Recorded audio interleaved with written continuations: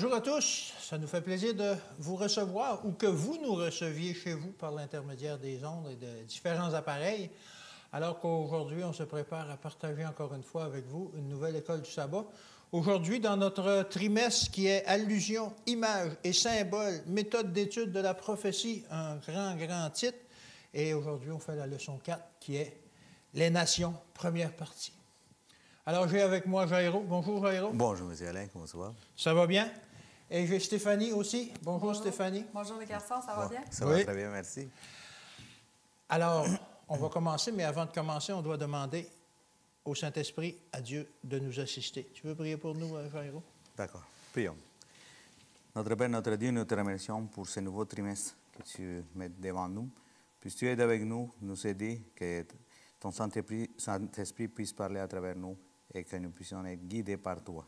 Nous te remercions et nous te prions au nom de ton Fils Jésus. Amen. Amen. Alors, effectivement, aujourd'hui, on nous parle des nations. Pourquoi on parle des nations dans la prophétie? Quel est le symbole des nations et pourquoi, justement, on aborde ça? C'est effectivement un sujet qui est abordé plusieurs fois dans les prophéties. On peut lire un verset qui nous met sur la piste. C'est dans Daniel 7 au verset 14. C'est notre verset à mémoriser, en fait. Ça dit ceci. On lui donna la domination, la gloire et le règne, et tous les peuples, les nations et les hommes de toute langue le servirent. Sa domination est une domination éternelle qui ne passera point, et son règne ne sera jamais détruit. Alors, dans la Bible, on voit que on retrouve la Genèse, qui est une description de comment a commencé la terre, mais dans l'Apocalypse, on voit aussi comment ça va finir. Et c'est un peu une analogie avec la Genèse, mais inversée. Alors, on voit comment ça a commencé, et dans l'Apocalypse, on voit comment ça va se terminer, à l'inverse. Alors, c'est la description de la restauration de l'état originel de l'Éden et de l'humanité. Ça ne se fait pas sans douleur. Non. Mais effectivement, c'est une promesse que Dieu nous accorde qu'il va rétablir toutes choses. Et que les nations, justement, vont être là, se plier à lui, à son autorité, et il va restaurer toutes choses. Amen. Alors, c'est ça. Et il y a des enjeux majeurs dans Daniel et Apocalypse qui décrivent ces enjeux-là. Quel va être le gouvernement mondial? Présentement, on vit dans une société, où il y a une guerre entre le bien et le mal, entre Dieu et Satan. Et nous, on est les acteurs de ça. Les nations, justement, sont les acteurs de ça. Ils nous utilisent, les deux nous utilisent selon auxquels nous nous mettons disponibles. Et malheureusement, c'est trop souvent vers Satan qu'on se met disponible. Ouais. Et là, on fait des guerres, et on fait des pressions, on fait toutes sortes de choses contre les autres. Alors, mais on sait qu'une fois cet épisode de péché-là va être réglé, on se dirige vers un gouvernement de justice, d'amour. Ça va faire changement? Ça va faire extrêmement changement, parce qu'aujourd'hui, la justice, effectivement, que c'est difficile. C'est difficile d'avoir la justice. On peut avoir la justice lorsqu'on va devant un tribunal, une justice qui est quand même pas si pire, mais au niveau des nations, là, la justice, il n'y en a pas. Ça s'attaque l'un bord puis de l'autre, et puis les droits de l'homme ne sont pas respectés, etc., etc. Mais bonne nouvelle, c'est que la justice va être restaurée et qu'on va pouvoir justement revenir à l'état originel en Éden. Alors, effectivement qu'à partir de l'Éden, il y a eu beaucoup d'expériences qui ont été faites avec différentes nations pour justement essayer de diriger le monde, de faire valoir leur façon de diriger en espérant que ce soit une bonne façon. Ouais. Mais malheureusement, toutes les nations se sont plantées, ont démontré que ce n'était pas la solution et que finalement, la meilleure solution, elle vient de Dieu. Exact. Même s'il y avait des nations qui avaient des portions qui étaient bien faites, c'était des bonnes idées. Oui. En bout de ligne, quand tu résumais... oui. Effectivement, lorsqu'on fait le bilan de ces nations-là, c'est pas fort. Non. On le voit dans la statue de Nebuchadnezzar. Nebuchadnezzar qui était la tête d'or, un beau royaume. Ouais. Et après ça, ça a failli. Et après ça, les Mèdes et les Perses, les Grecs, les Romains. Et après ça, les 10 orteils qui sont mêlés de fer et d'argile. Ça n'a pas fonctionné. Non. Ça n'a pas fonctionné.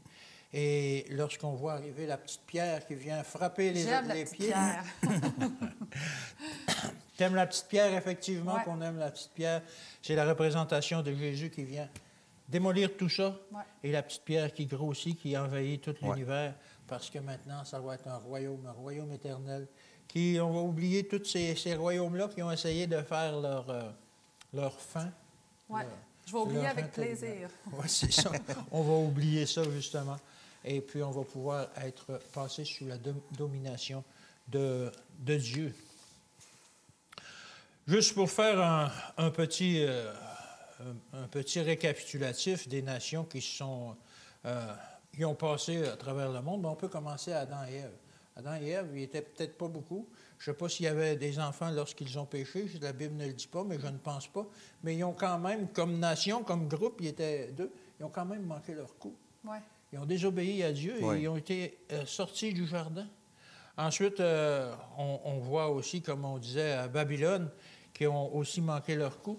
Et après le déluge, Babel, qui ont voulu... nous autres, on est beaux, on est fins. Ah. On va construire une tour, ouais. et on va atteindre Dieu et on va se mettre à sa place. Aïe, aïe. On va faire une tour parce que Dieu a dit de se disperser. Oui, c'est ça. On va Oui. se regrouper. Oui, c'est ça. On va faire une nation. Ouais. On va se faire un nom. C'est On ce fait qu'ils tout le ont temps dit. le contraire. On fait le contraire.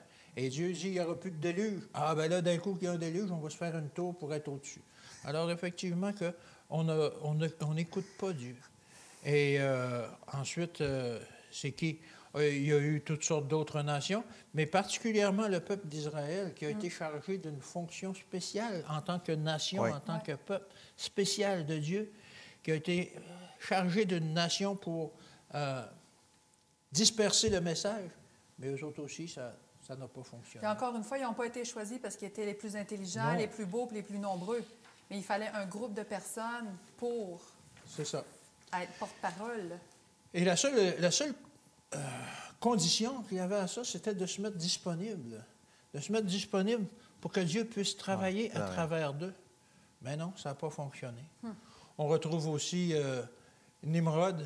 Nimrod qui la plupart des gens ils voient ils disent c'est un grand chasseur devant l'Éternel, c'est un grand personnage qui a construit une ville, mais en réalité, c'était encore quelqu'un qui voulait se mettre à la place de Dieu. Quand on voit dans la Genèse 10, versets 1 à 12, dans la description de ce héros, comme on peut dire, on dit qu'il était puissant sur la terre. Et aussi, on dit qu'il était un puissant chasseur devant l'Éternel. Est-ce que ça veut dire qu'il était vraiment puissant et qu'il contrôlait bien ces choses? Pas vraiment, parce qu'il y a le mot « devant ». Puissant chasseur devant l'Éternel. Il se mettait en quelque sorte au même niveau que Dieu ou devant Dieu. Alors, toutes les nations ont toujours voulu prendre la place de Dieu, se mettre à la place de Dieu, ne pas obéir à Dieu. Et puis, c'est ça. Là, il y a une des choses, c'est parce que normalement, lorsque les gens commencent, mettons, de la partie plus basse de l'échelle, Oui. ils sont humbles, mais chaque fois Oui. qu'ils montent, l'orgueil commence à monter L'orgueil se développe. jusqu'au point qu'ils disent « Ah, mais non, c'est moi qui m'aime, puis je veux vraiment gérer à ma façon. » C'est ça. Mais avec tous ces dégâts-là, Dieu n'a pas laissé tomber son peuple. Il a fait appel à un certain personnage. Oui, il a fait appel à Abraham. Juste, on peut... c'est sûr qu'Abraham il a été appelé par Dieu. Puis ça, c'est spécial parce que si nous lisons Genèse 10.5, est-ce que quelqu'un pourrait m'aider à lire Genèse 10.5, s'il te plaît? C'est par eux qu'ont été peuplées les îles des nations selon leur terre, selon la langue de chacun, selon leur famille, selon leur nation. Donc, on voit qu'il y avait déjà des nations, il y avait déjà des langues, c'est-à-dire il y avait déjà des peuples. Mais c'est spécial que Dieu appelle quelqu'un pour créer une nouvelle nation. C'est quoi ça? Il y en a passé déjà? Oui, certainement. Il y a déjà plusieurs langues, il y a plusieurs... Mais nous pouvons lire quand même, en lisant Genèse 12, verset 1 à 9. Ce n'est pas très long, mais quand même, je voudrais, si on peut lire Genèse 12, 2 en première. Je ferai de toi une grande nation et je te bénirai. Je rendrai ton nom grand et tu seras une source de bénédiction. C'est ça la clé, hein? C'est ça la clé. Dieu voyait qu'il y avait plein de nations, mais il voulait faire de quelqu'un de nation pour que ce soit une bénédiction.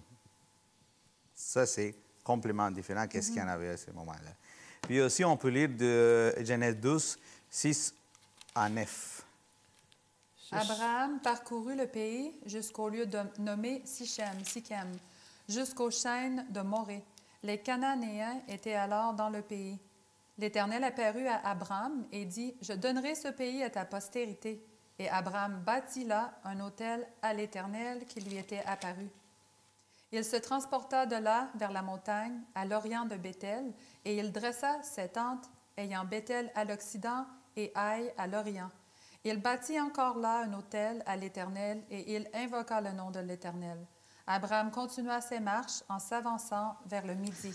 Donc, on voit là que Dieu l'appelle, mais il dit, il faut que tu t'en ailles ailleurs. Tu ne restes pas ici parce qu'il y avait besoin de la place pour développer, parce que c'est sûr que lorsqu'on reste dans un coin où il y a beaucoup de choses qui vont nous mettre des idées erronées, Dieu veut vraiment nous mettre à l'écart.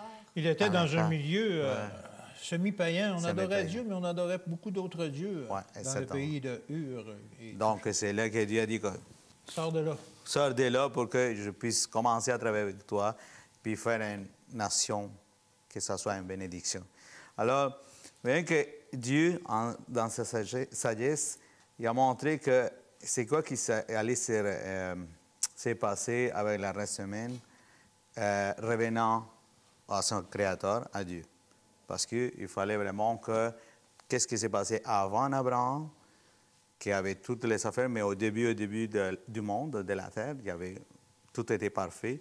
Maintenant, il fallait qu'il puisse commencer à travailler pour que ça revienne encore à ce qui était auparavant. Redevenir, oui, c'est ça.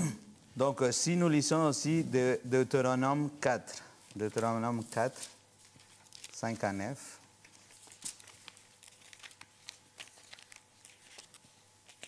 Voici, je vous ai enseigné des lois et des ordonnances, comme l'Éternel, mon Dieu, me l'a commandé, afin que vous les mettiez en pratique dans le pays dont vous allez prendre possession.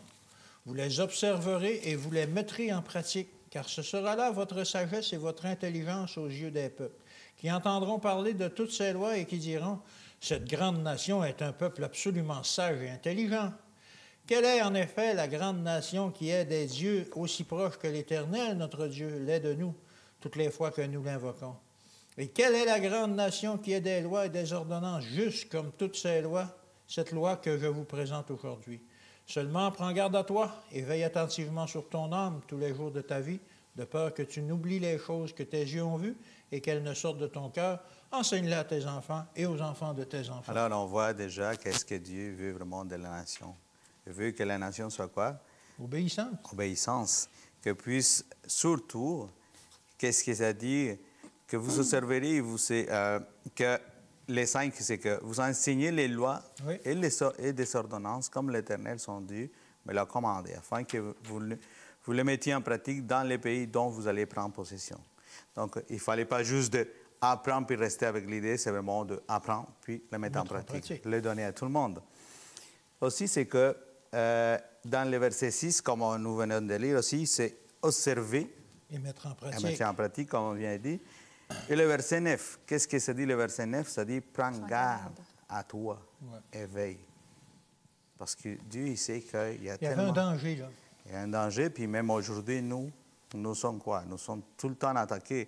Lorsque on est comme tiède ou qu'on ne veut rien savoir de Dieu, il n'y a pas d'attaque.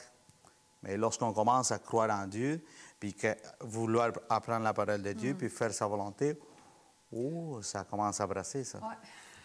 Il arrive tout le temps des imprévus. Oui, c'est ça. Oui. Alors, ce n'était pas un seul individu qui témoignait dans la communauté, c'était toute une nation. Ce n'était pas un seul, c'était toute la nation, parce que ça, c'est très important. Donc, dans Deutéronome 4.6, comme nous venons de lire aussi, c'est qu'il voulait que cette grande nation ait un peuple sage et intelligent. Puis c'est là que nous, en tant qu'êtres humains, on n'est pas... Pas toujours intelligent. Pas toujours sage, Malheureusement. intelligent. Exactement. Donc, c'est juste le début de l'appel de Dieu à quelqu'un pour avoir une nouvelle nation pour faire.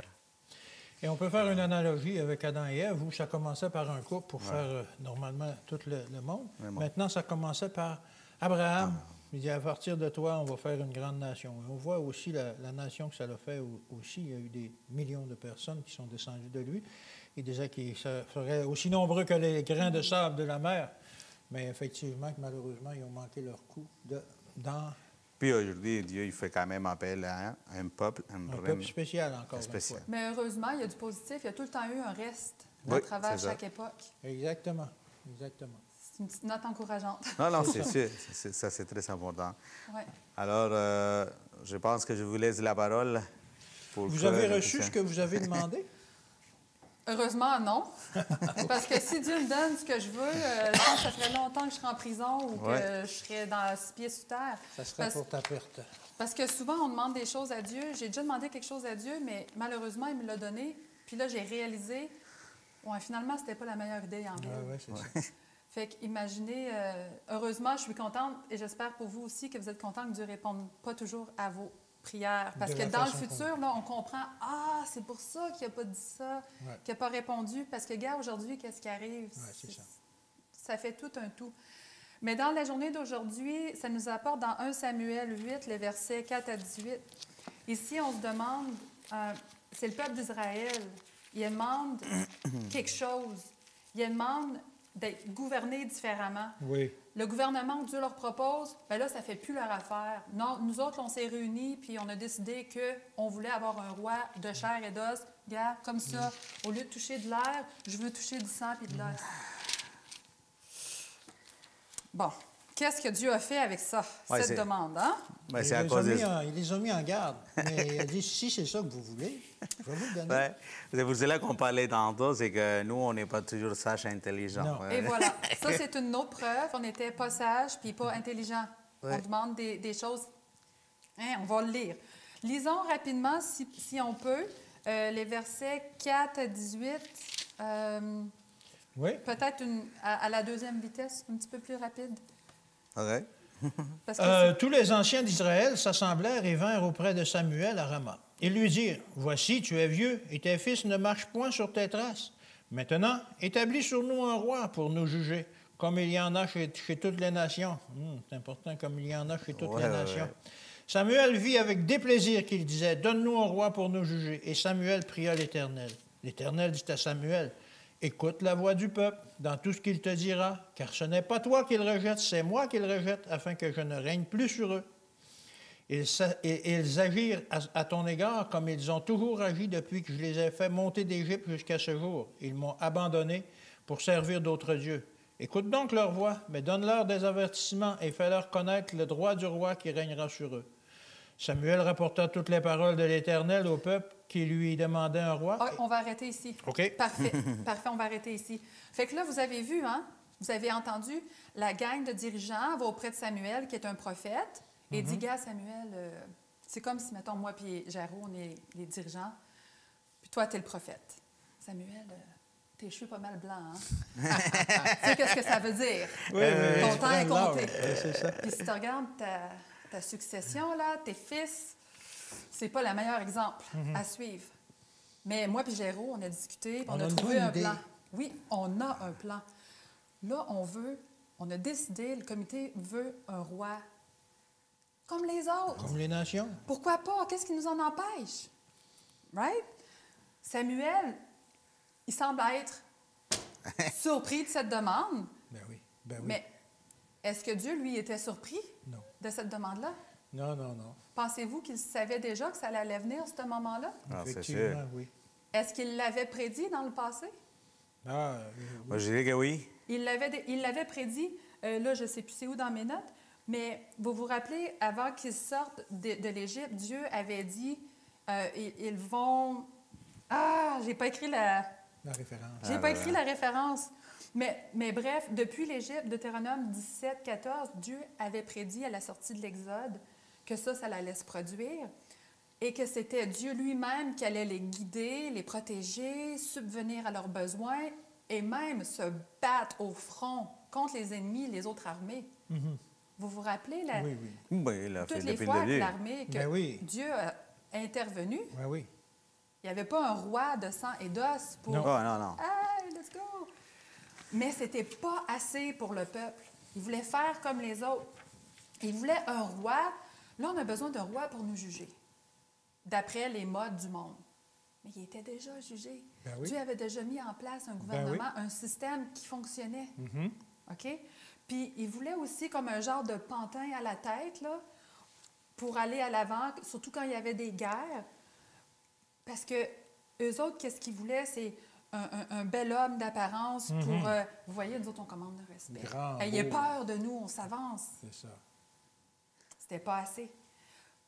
Ils voulaient faire comme les autres parce que, vous savez, pendant que les autres villes étaient en train de bâtir des méga murailles pour se protéger contre des invasions, puis là, on entendait parler, il y a un moineau voyageur qui rapportait un message. Ah, il y a des tensions politiques à l'horizon. Tu sais, ça faisait peur. Là. Il n'y avait pas aussi une stabilité non plus à l'époque. Politiquement parlant, c'était instable. Il y avait souvent des guerres. Faisons des murailles. Alors, eux aussi, au lieu de se mettre à genoux et prier en tant que peuple, demander à Dieu d'intervenir, de renforcer leur foi, leur courage.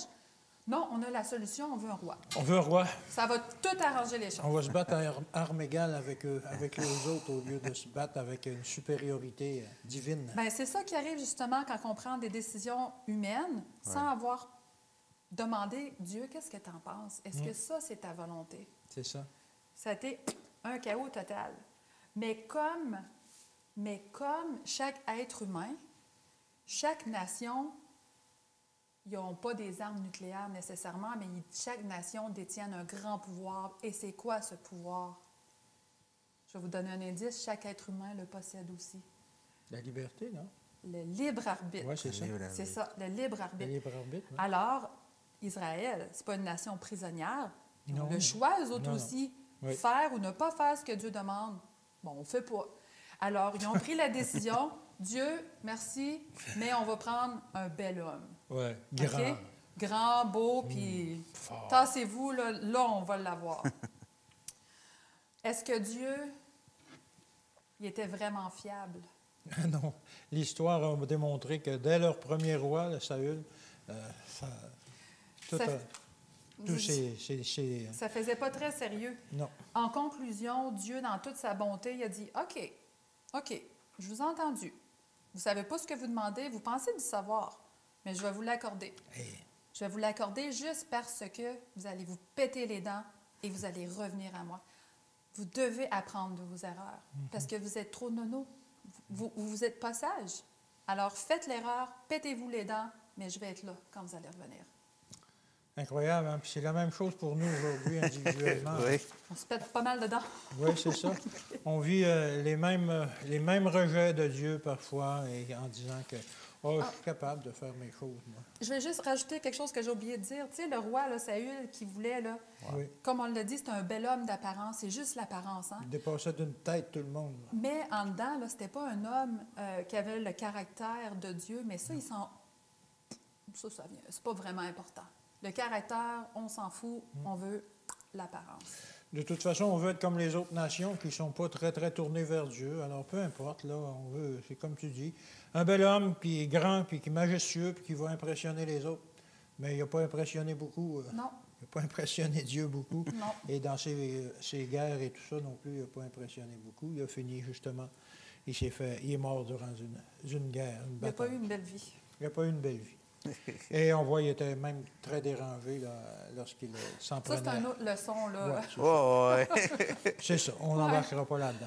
Mais bon, effectivement, que ça n'a pas été un bon coup qu'ils ont fait. Et puis, ils voulaient être comme les dirigeants païens. Ouais, c'est ça, c'est comme on a dit tantôt, regarde, on regarde les autres nations, on regarde tout le monde, et c'est comme aujourd'hui, admettons qu'on dit, ça y est, regarde mon voisin, lui, il a beaucoup l'argent, mieux, il est ouais. beaucoup mieux, moi. Il a une belle maison, une belle Ouais. voiture, tout ça. Mais je ne vois juste que ça. Donc, moi, je demande à Dieu, Hey, Dieu, donne-moi la même chose que lui. Là. Ben oui. Moi, je suis un chrétien, je t'aime. Ben Puis oui. moi, regarde, j'ai une petite maison, j'ai une voiture usagée. Lui, il est béni. Il va lâcher n'importe quand, mais là, il est béni, lui. Je voudrais avoir la même chose que lui. Mais il dit, non, mais tu connais pas c'est quoi qui vit, lui. Tu sais pas si lui, il me suit à moi. Mais on est comme jaloux. C'est à cause de cela qu'on demande ça. Oui, oui, c'est la jalousie. Alors, donc, c'est pour cela que la relation de Dieu avec Israël, avec son peuple, offre des riches enseignements sur les relations avec l'Église du Nouveau Testament. Alors, nous voyons comment Israël antique, les chrétiens ont été et sont encore très vulnérables aux mêmes tentations. C'est pour cela qu'on parlait, on donnait l'exemple. En lisant Matthieu 20, versets 25 à 28. Matthieu 20, versets 25 à 28. Qu'est-ce que nous trouvons? Jésus les appela et dit, « Vous savez que les chefs des nations les tyrannisent et que les grands les asservissent. Il n'en sera pas de même au milieu de vous. Mais quiconque veut être grand parmi vous, qu'il soit votre serviteur. Et quiconque veut être le premier parmi vous, qu'il soit votre esclave. C'est ainsi que le Fils de l'homme est venu, non pour être servi, mais pour servir et donner sa vie comme la rançon de plusieurs. » C'est pas évident de suivre qu'est-ce que ça dit là. Non. Parce que nous, en tant qu'êtres humains, on ne veut pas être... On ne veut pas être les derniers, on ne veut pas être les serviteurs. On a vu parmi les apôtres, personne ne voulait laver les Non. pieds des autres. Et surtout, par exemple, les mots qui apparaissent au 27 à la fin, esclave. Esclave. Qu'il soit votre esclave. Je ne suis pas... Je n'aimerais pas faire ça. D'un niveau bien plus haut. Ça, Oui, exactement. Donc, nous voyons que Dieu connaissait déjà l'orgueil qui pouvait arriver, puis qui est arrivé lorsque Satan était à haut. Il s'est rempli d'orgueil. Donc, maintenant, il veut mettre en garde son peuple. Mais même en lui disant qu'est-ce qui va se passer, il n'écoute pas. Il dit non, je veux vraiment avoir un roi. Alors, Israël a demandé un roi humain, comme a dit tantôt notre sœur Stéphanie. Alors, qu'est-ce qui s'est passé? Ça les a conduits à une chute morale. Ouais. Ça a été le pire affaire. Et ils ont dit, on veut être comme les nations. Ils pensaient justement juste savoir comment faire un royaume, mais ils ont été comme les nations aussi, dépravés moralement. Aussi. Exactement. Alors, on voit que selon l'histoire, Dieu permet que Babylone capture qui? Son peuple, Israël, pour qu'il commence à apprendre que, voilà. Alors, tu voulais avoir un roi? Tiens. C'est pas parce que Dieu est méchant. Non, non, non. C'est parce que tu as voulu ça, tu voulais vraiment enlever ma protection de toi. C'est bon. Il y a des choses qui vont arriver, c'est ton choix. Alors, l'histoire de l'Église chrétienne, bien, qui n'est pas dû se structurer comme une nation païenne, lorsque Constantin est arrivé au pouvoir et a professé être chrétien, qu'est-ce qui s'est passé? Les croyants se sentirent soulagés. Mais à la fin, qu'est-ce qui s'est passé? Un désastre. Un désastre. Ouais. Donc, plusieurs grandes disputes éclairent parmi les chrétiens au IVe siècle. Et lorsque l'Église se retrouve incapable de les résoudre, l'empereur fut amené à intervenir. Puis c'est là que ça a commencé toutes les débâcles. Toutes les choses qui ont amené que aujourd'hui, on a aussi les mêmes problèmes. Des fois, on fait beaucoup de confiance. On est fier d'un dirigeant, d'une personne, puis on le suit. Mais c'est pas, on ne doit pas aller chercher ces personnes-là, on doit aller chercher Dieu, parce que ça, c'est le plus important. Puis, on le voit que c'est selon l'histoire. Nous, on a le peuple d'Israël, il a décidé d'avoir un roi. Puis nous, on suit comme la même ligne aujourd'hui. À un moment donné, il faut qu'on rompe ces lignes-là, puis qu'on puisse vraiment chercher toujours Dieu, parce que c'est lui c'est le meilleur roi, c'est la meilleure protection, c'est lui le meilleur. Et qu'on lui ressemble, ça c'est difficile. Oui. Comme tu disais, que le premier parmi vous, qu'il soit votre esclave, ouf, Va me chercher un verre d'eau. C'est ça. Il va y aller tantôt. OK. Alors, c'est à cause de cela qu'aujourd'hui, nous voyons qu'il y a beaucoup de personnes, de gens qui sont tournés vers l'idolâtrie, Oui. Corrompus à cause du pouvoir, tout ça.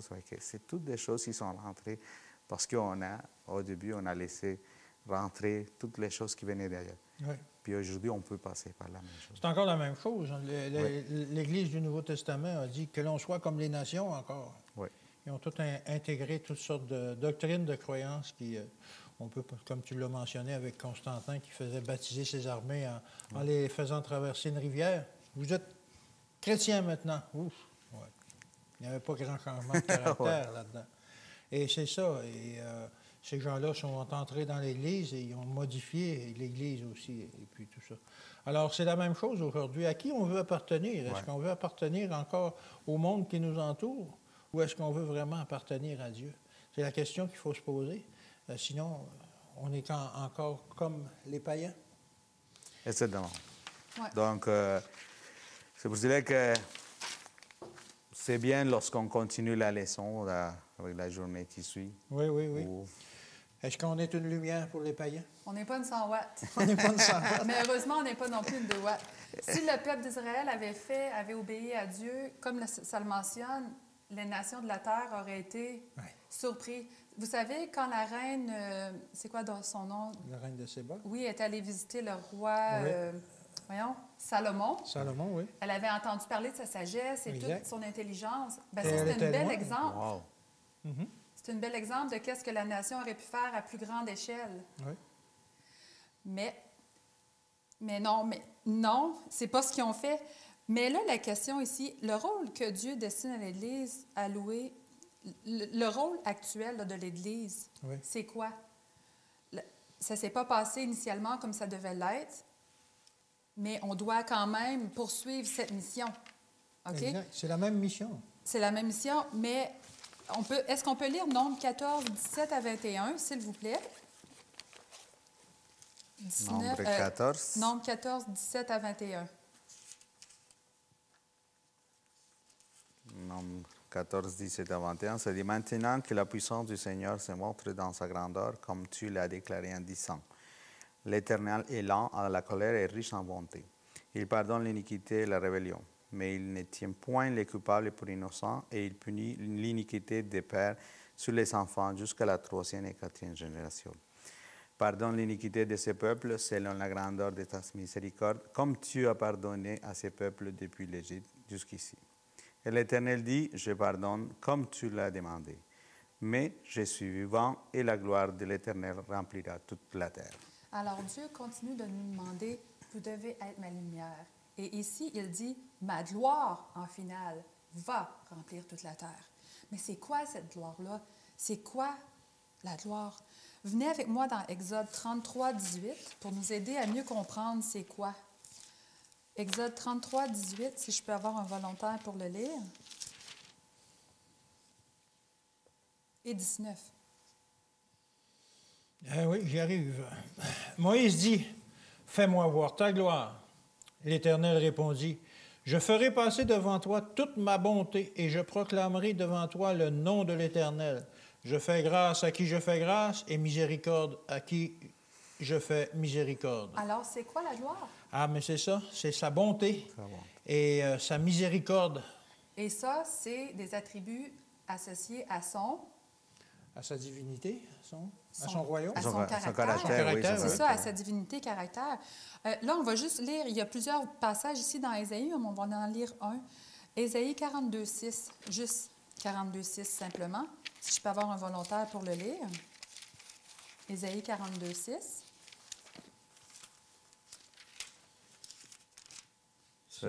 Oui, vas-y. Ça dit ceci, « Moi l'Éternel, j'ai appelé pour le salut. Je t'ai appelé pour le salut, je te prendrai par la main. Je te garderai et je t'établirai pour traiter l'alliance avec le peuple, pour être la lumière des nations. » Bon, on parle encore du mot lumière, la bonté qui va remplir la terre, la lumière. Alors, on commence à avoir un lien entre ces deux mots-là. Qu'est-ce qui se passe chez vous l'été quand vous allumez une petite lumière dehors sur le véranda? Mettons, il fait noir, vous allumez une lumière. Qu'est-ce qui se passe? Ça attire bien des bébites. Ouais. Ça attire des bébites. Non seulement ça attire des bébites, mais vous l'allumez parce que ça vous nous éclaire. Ça nous éclaire, oui. Ça vous éclaire. Ça vous éclaire. Et si on met ça d'un point de vue spirituel, ça nous éclaire dans le sens, ça nous aide à faire une distinction entre le bien et le mal, Oui, Ouais. exactement. entre le vrai et le faux. Oui. Quand on est perdu puis on voit une petite lumière au loin, Ah oui. ça nous On la apporte suit. Une sécurité, de l'espoir. Oui, Exact. c'est vraiment. Puis on la suit surtout. Puis on la suit, ça nous guide. Alors la lumière, ça a des bonnes choses. Ouais. Oui, ça attire les bébites, c'est normal, Oui, oui. mais ça a beaucoup de positifs. OK? Mais on peut voir que ça attire les bébites, puis ça attire les gens aussi. Ça attire Oui, tout. c'est ça. On Ouais. peut faire l'analogie. Oui. Ouais. Ah oui, hein, c'était ça Réfléchissons son à jeu, ça. mon affaire. Oui, oui, parce que là, on pourrait Ouais. dire que si on est en lumière, bien là, à un moment donné, il va y avoir des attaques oui. comme les bibites partout qui vont, Ouais, la ils perception vont nous va déranger. venir, puis Ouais, c'est ça. ceux qui sont prêts vont venir. Ah ouais. Wow, excellent. J'aime la lumière. De même, le caractère de Dieu devait se reproduire à travers ces personnes-là, à travers tous les siècles, à travers toutes les époques. Puis aujourd'hui, il y a un contraste frappant. Des fois, tu vas faire l'épicerie, puis tu vois une madame habillée d'une façon, Oui. qui parle d'une façon. Tu sais, il y a comme une différence. Puis tu te dis, ah, celle-là Elle est spéciale. est spéciale. Peut-être pas dans le bon sens du terme qu'on va juger, mais on voit qu'elle est spéciale. Ouais. Elle n'est pas comme tout le monde. Mais c'est ça, on peut distinguer facilement des sortes de personnes. Oui, oui, c'est Oui. OK? Est-ce que moi puis toi, est-ce que nous avons un rôle à jouer dans cette lumière-là? Est-ce que Dieu appelle seulement les personnes du comité, ceux qui animent l'école du sabbat, le pasteur? Non, non, non. Mais Gémeaux? si tu me permets, Oui. par rapport à ton exemple tantôt de la madame qui va à l'épicerie et tout ça, on voit quelque chose de différent. Mais j'ajouterais que on peut voir plus clairement la différence, par exemple, lorsque on a deux personnes dans la même situation. Admettons qu'une personne, Ouais. c'est une situation où il y a le stress, il y a ça ne marche pas comme on veut, puis il y a une personne qui agit tranquillement. Il n'est pas... Pas nerveux. Pas nerveux, il y a vraiment. Puis l'autre personne, il commence à taper la table. Ou quoi. Ouais. Elle dit, C'est Il y a une différence. Une J'aimerais ça calme de même. Non, non. Mais oui, effectivement, on a tout notre rôle à jouer dans cette lumière-là. Qu'est-ce que nous dit Apocalypse 18, 1 à 4? Je vous fais chercher un matin. Ben, c'est bien, Oui, c'est oui. bien. Bien. On parle de la Bible. C'est pas nous autres qui l'inventent, ça vient de Dieu. 18, 1 à 4. Oui. Après cela, je vis descendre du ciel un autre ange qui avait une grande autorité, et la terre fut éclairée de sa gloire. C'est ce qu'on parlait. Il cria d'une voix forte, disant, elle est tombée, Babylone la grande. Elle est devenue une habitation de démons, un repère de tout esprit impur, un repère de tout oiseau impur et odieux, parce que toutes les nations ont bu du vin de la fureur de sa débauche. On peut arrêter ici. Oui. En fait, la partie que je voulais vraiment souligner, c'est le verset 1. La terre fut éclairée de quoi? De sa gloire. toute De sa gloire. de sa Gloire est synonyme de La lumière. Lumière. lumière. Alors, ça dit que la terre va être éclairée de lumière, de sa gloire.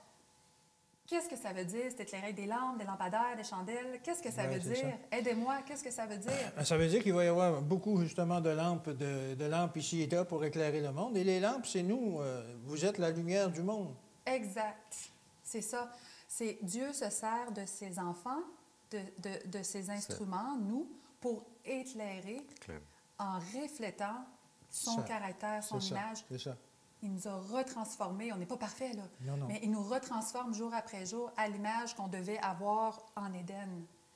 Alors, nous sommes cette lumière-là. Il a vraiment besoin de nous. Même si l'ennemi fait tout son possible pour nous garder dans les ténèbres les plus Ouais. obscures, bande d'aveugles, marchez, puis fermez-la, posez aucune question, amusez-vous Ouais. avant de tomber dans le précipice. C'est ça. Hein? Mais non. Je vous laisse avec ces questions-là. Demandez-vous cette semaine ou aujourd'hui, est-ce que moi je reflète son amour? Est-ce que je reflète la vérité? Est-ce que je reflète Jésus? C'est une Bonne question question. importante, effectivement. Et il faut vraiment refléter Jésus. Sinon, on fait quoi? À quoi on sert? On ne sert à rien. sert à On sert à rien. On ne remplit pas la mission pour laquelle Dieu nous a appelés. Alors, merci pour cette leçon. C'était très merci à intéressant. vous, oui. Malheureusement, le temps nous presse et on va terminer avec une prière. Parfait. Vous voulez prier pour nous? Merci Seigneur Dieu d'avoir éclairé notre chemin, de nous avoir montré vers où aller. Seigneur, qu'on ne puisse jamais se détourner de toi, de toujours garder les yeux sur toi, peu importe les situations. Si on oublie qui tu es et le pourquoi, du comment, de qu'est-ce que nous faisons, nous sommes voués à l'échec. Seigneur, c'est au nom de Jésus que nous t'avons prié et te remercions. Amen. Amen. Amen. Alors effectivement, soyez une lumière comme Dieu nous vous appelle à le devenir. Et cette lumière, c'est de refléter justement le caractère de Dieu. Alors par l'étude, par la prière, par les agissements, on va devenir de plus en plus semblable à lui. Et justement, cette lumière-là va prendre de l'ampleur en nous et on va pouvoir justement transmettre cette lumière aux autres. Alors, je vous donne rendez-vous pour la semaine prochaine où on aura une autre émission, une autre étude de notre école du sabbat. Bonne semaine, que Dieu vous garde.